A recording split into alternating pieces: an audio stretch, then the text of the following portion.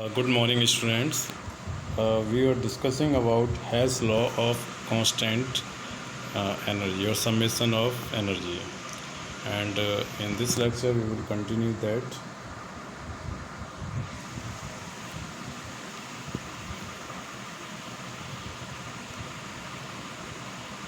According to Hess law, what happens that a compound is formed either in one step or in more than one step. Then the total change in heat, that is same, either it is forming in one step or more than one step. And in last class we have seen that CO formation from graphite is hard, है ना।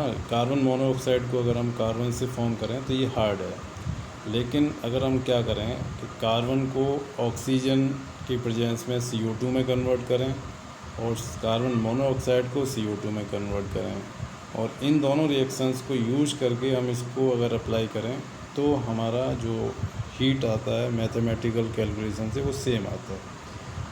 तो ये एक बहुत बड़ा उनका achievement था।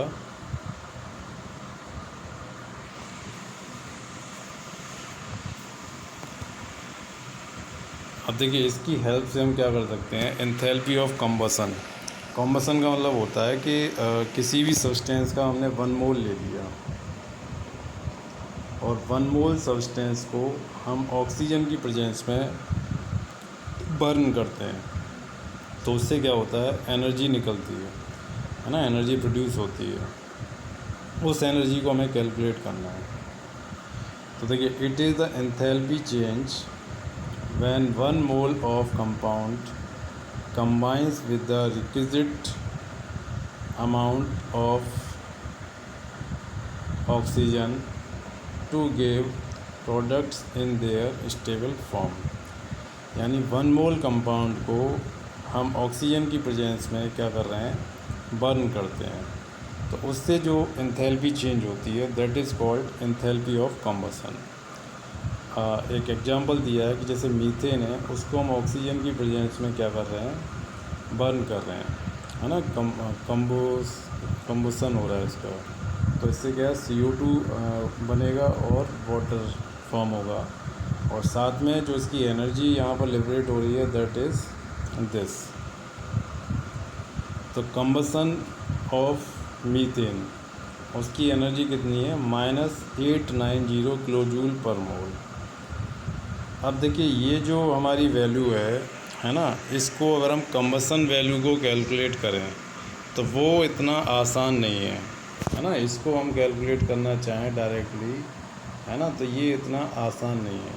लेकिन हेस लॉ के अकॉर्डिंग हम कुछ इसके पैरेलल रिएक्शंस देखते हैं, है ना, जहाँ पर मीथेन या तो कंज्यूम हो रहा है ना, और उसके साथ कुछ ऐसी रिएक्शंस हैं जिससे हम ये रिजल्ट ऑब्टेन कर सकें, है ना। ये रिजल्ट कैसे भी हम मैथमेटिकल एक इक्वेशंस बनाएं, उसका रिजल्ट ये हो, तो वो जो हमारी हीट की वैल्यू आएगी सेम वैल्यू हमारी यहाँ पर रहेगी। तो देखिए, अभी हमारे पास इस रिजल्ट को ऑब्टेन करना है ना, कम्बसन हीट निकालनी है किसके लिए, मीथेन के लिए। और हमारे पास जो पैरेलल रिएक्शंस हैं वो देखिए कौन कौन सी हैं। ये 3 पैरेलल रिएक्शंस हैं। एक है, कार्बन को हम बर्न करते हैं तो क्या बनता है, CO2 बनता है ना, समझना। फर्स्ट। सेकंड रिएक्शन है कि हम वाटर बना रहे हैं हाइड्रोजन और ऑक्सीजन को कंबाइन करके, ठीक है। और थर्ड रिएक्शन है हमारी, उसमें हम क्या कर रहे हैं, मीथेन को, है ना, ऑक्सीजन की प्रेजेंस में बर्न करके CO2 और H2O में कन्वर्ट कर रहे हैं। ये 3 रिएक्शंस है हमारी, और इससे हमें जो रिजल्ट चाहिए वो क्या चाहिए, CH4 का फॉर्मेशन चाहिए, है ना। इससे हमें चाहिए CH4 का फॉर्मेशन, ये वाला कार्बन, ये वैल्यू हमें निकालनी है। देखिए, with the help of such data we can determine the enthalpy of formation of compound which otherwise is difficult और इम्पॉसिबल टू डिटरमाइन एक्सपेरिमेंटली। ये रिजल्ट हमें चाहिए, सॉरी, ये वाला रिजल्ट हमें चाहिए है ना। और हमारे पास कौन कौन से दिए हुए हैं, एक ये दिया हुआ है और दो और इसमें दिए हैं ये वाले।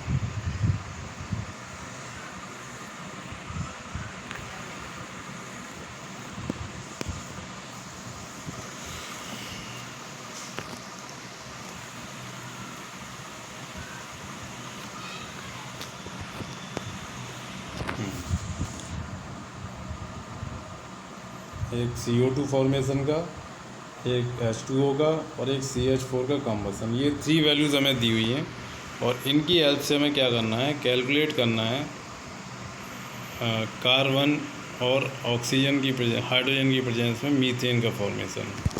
ये रिजल्ट हमें ऑब्टेन करना है, ठीक है। और 3 रिएक्शंस हमें दी हुई हैं, एक कार्बन का CO2 में कन्वर्जन, एक हाइड्रोजन ऑक्सीजन का मिलकर H2O का फॉर्मेशन और एक मीथेन का कम्बसन जिससे कि CO2 और H2O फॉर्म हो रहा है। अब देखिए ये रिजल्ट हमें कैसे मिलेंगे, है ना। इन रिजल्ट्स को हम ऑब्टेन करने के लिए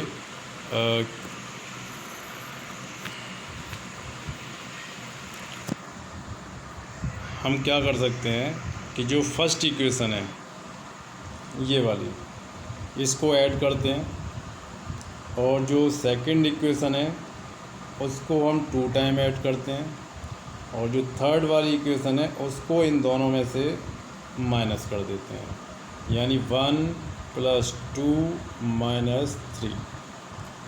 फर्स्ट इक्वेशन को प्लस कर रहे हैं, सेकंड को प्लस कर रहे हैं और थर्ड को उसमें से क्या कर रहे हैं, माइनस करेंगे, ठीक है। तो देखिए यहाँ से हमें क्या रिजल्ट मिलेगा। यहाँ बात कर रहे हैं ये कार्बन है और यहाँ कोई कार्बन नहीं है, तो ये कार्बन सेफ यहाँ पर आ गया। ऑक्सीजन देखिए यहाँ पर कितने हैं, एक ऑक्सीजन ये है और यहाँ पर देखिए इसको हमने 2 से मल्टीप्लाई कर दिया है। क्यों 2 से मल्टीप्लाई किया है इसको, इस पूरे इक्वेशन को हमने 2 से मल्टीप्लाई किया है ना। क्यों, क्योंकि यहाँ पर 2H2O है, उसको बैलेंस करने के लिए।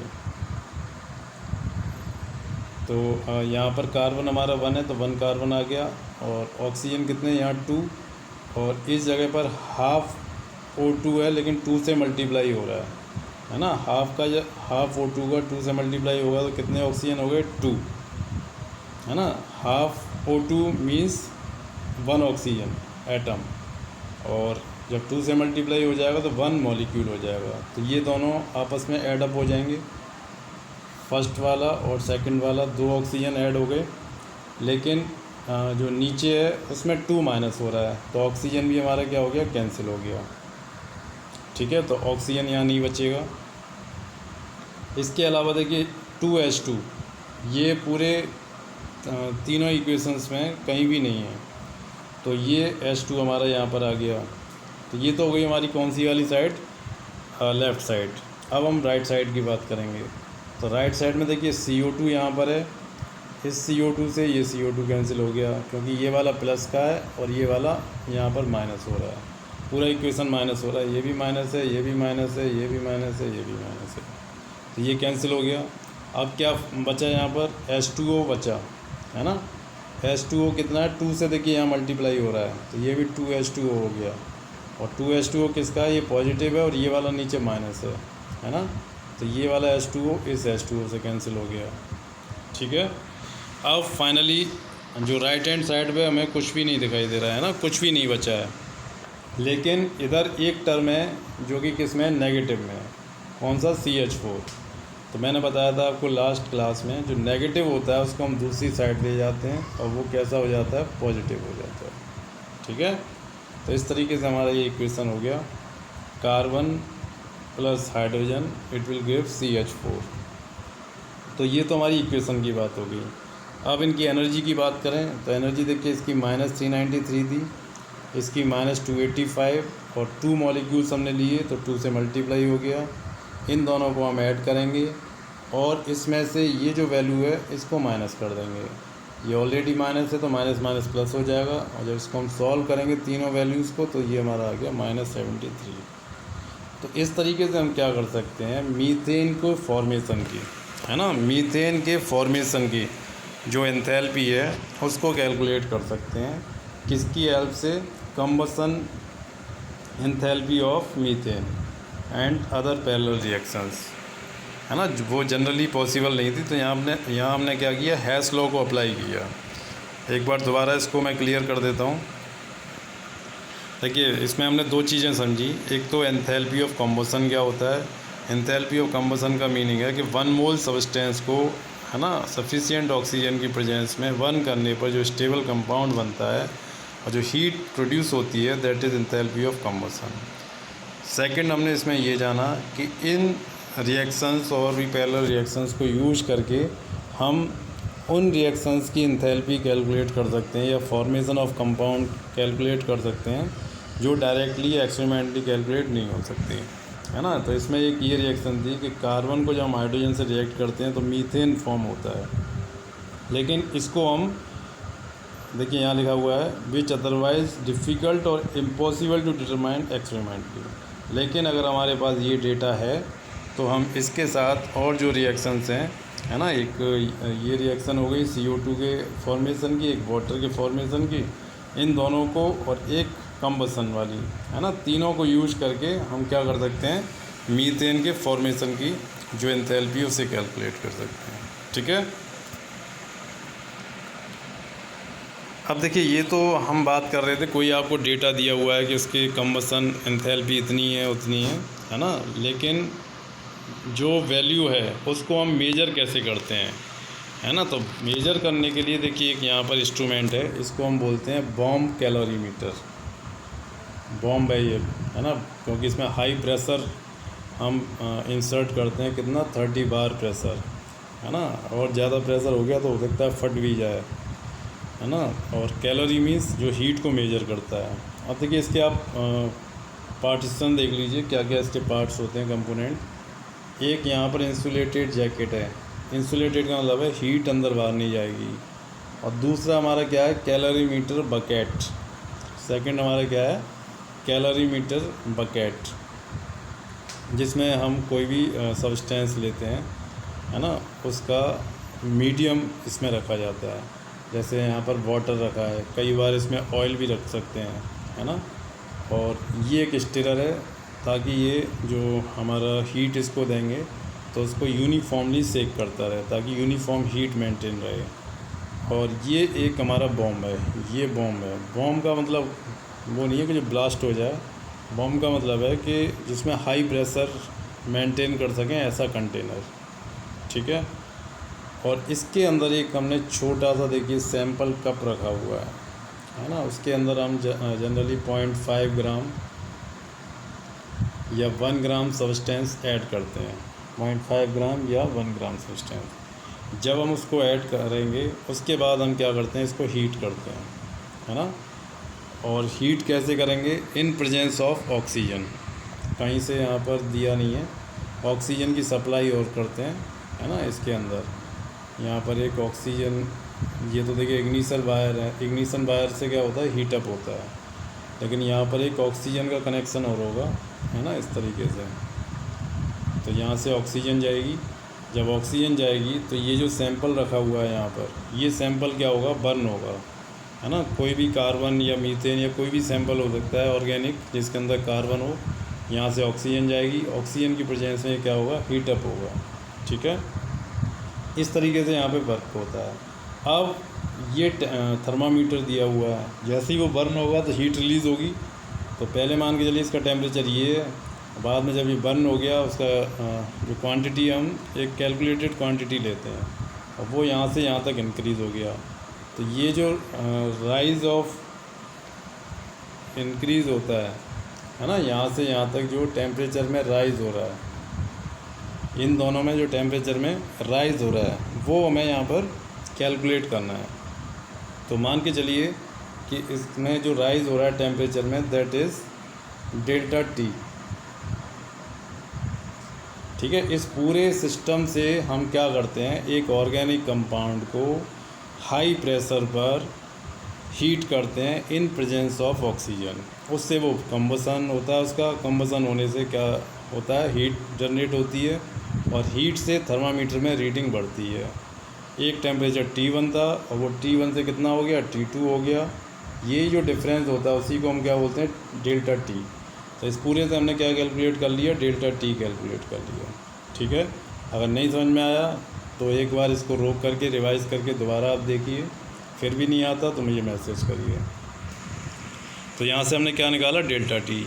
अब देखिए हमने हीट कैपेसिटी का और जो हीट होता है उसका रिलेशन पढ़ा था कि Q equal to C delta T for 1 mole, है ना। और 1 मोल हमारा क्या होता है, W/m। तो W/m Q क्या हो जाएगा, डेल्टा ई सी। डेल्टा ई सी यहाँ पर क्या है, इंटरनल एनर्जी, जिसको हम डेल्टा यू भी बोलते हैं, है ना। ये हमारा आ गया कब, जब कांस्टेंट वॉल्यूम होगा, ठीक है। और जब डेल्टा ई सी आ गया, और इसमें और इन दोनों में हमने एक रिलेशन पढ़ा हुआ है, मोस्ट इम्पोर्टेंट रिलेशन है ये, याद रखना आप। इसके ऊपर मैंने क्वेश्चन भी कराए हुए हैं। डेल्टा एन क्या है, प्रोडक्ट और रिएक्टेंट के मोल्स में डिफरेंस, और ये इंटरनल एनर्जी, ये एंथैल्पी है। एंथैल्पी देखिए क्या लिखा हुआ है, डेल्टा एच सी नॉट, है ना। डेल्टा एंथैल्पी हो गई, सी माने कंबसन और नॉट माने स्टैंडर्ड। इस तरीके से हम क्या कर सकते हैं, इसको कैलकुलेट कर सकते हैं, ठीक है। इसको आप रिवाइज़ करिए और पढ़िए, फिर आगे डिस्कस करेंगे। Thank you.